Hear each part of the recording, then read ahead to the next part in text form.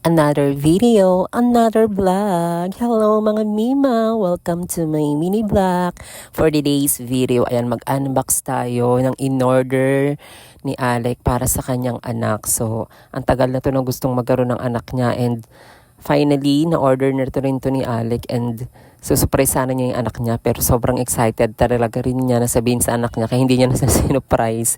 So ngayon po, ito po yung in-order ni Alec para sa kanyang anak. So yung usong-uso ngayon sa mga kabataan, yes, yung skateboard niya, di ba?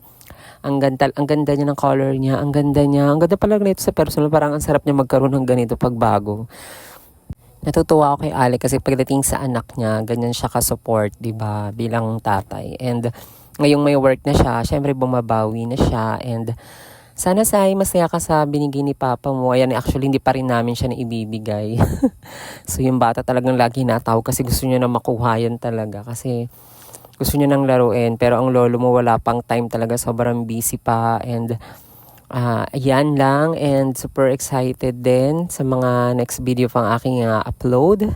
And maraming salamat po sa pag-watch ng aking mga reels. And see you po sa aking mga next video. At marami pang video. And ang ganda nito, sa TikTok namin ito in-order.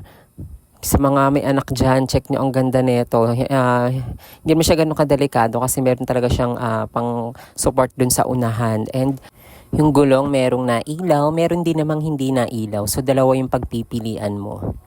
And ang Kuromi yung ano niya, yung design niya. Maraming design, may Hello Kitty. Basta maraming design, so marami kayong pagpipilian. And that's all lang po. See you po sa aking mga next video. Maraming salamat sa pag-watch ng aking mga reels. Bye-bye!